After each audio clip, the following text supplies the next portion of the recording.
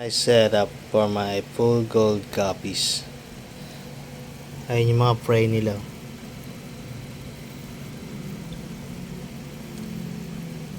Ang gamit kong filter dyan is HOB waterfall type filter. Ayan. Tapos nag-display lang ng sphagnum moss. Lagay ko rin sa mga photos ko. Snake plants and spider plants. Nagtitweezer ako para mas madaling kunin yung mga nasa ilalim, mas madaling ayusin yung mga aquatic plants, madaling itanim. Yan. Tapos yung gamit kong substrate. Yan yung gamit kong substrate dyan. Tapos ito yung ilaw ko, yung floodlight, grow light, para mapatubo ko na maganda yung mga seeds. Tinatawag nilang carpeting plants galing sa seeds. Tapos ito yung mga gamit ko na night track para maganda yung quality ng tubig ko. Tapos spirulina, anti-inflammatory, antioxidant. Tapos marami pang mga benefits, iba ibang vitamins na nakakatulong dito. Dito ko pinapakain yung aking dito ko sa pinapakain sa mga fry para lagi malusog, iwas sakit. Mas maganda mag prevention kaysa mag treatment. Ayan. Ayan ang setup ko. Ito yung aking shrimp tank. Papansin nyo, ayan. Diyan yung mga shrimplets. Nandito yung mga shrimplets. Tapos ito yung aking feeding tool para nakikita ko sila kumakain. Tapos di na rin makalat sa baba.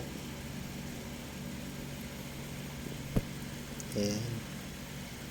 Sponge filter para hindi mahigop yung mga anak na mga hipon ko. Yung mga shrimplets hindi mahigop.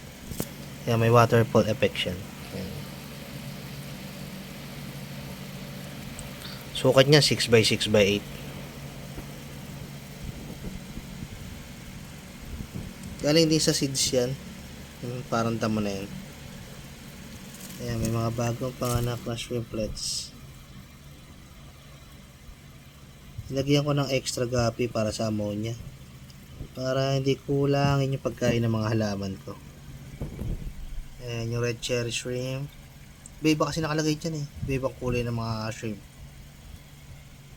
Ay, photos ko. Mahaba na yung ugat ng photos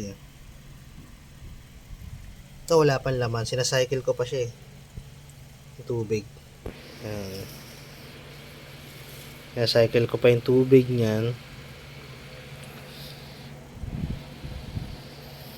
Yan lang yung setup ko. Yan, buong setup.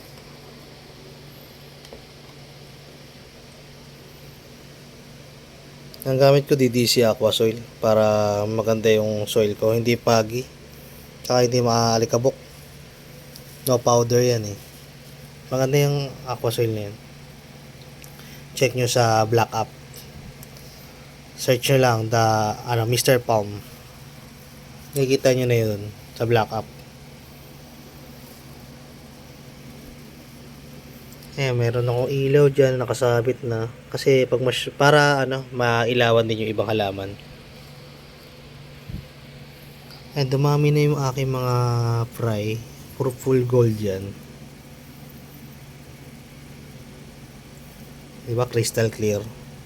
Linaw ng tubig natin. Nagsisilakihan na sila. 1 month na sila 1 month fry.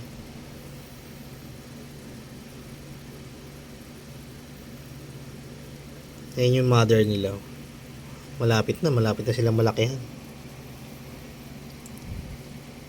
Mother fry tuloy. Mother ng mga fry. Mga full gold guppies. Mga full gold guppies. Marami yan. Ayan. Kung gusto mo ng update sa mga fry ko, makita pa yung mga paano mag-setup at matutunan yung mga ganito, i-subscribe na yung YouTube channel ko. Just click mo yung notification bell. Ayan, simple setup lang, 4x6x8, 4x6x8, tsaka 6x6x8. Ayan, subscribe na kayo para makita pa kayo ng ibang pag-aalaga o pag-setup. Tsaka matutunan nyo rin. Ayan, hanggang dito lang yung video muna natin.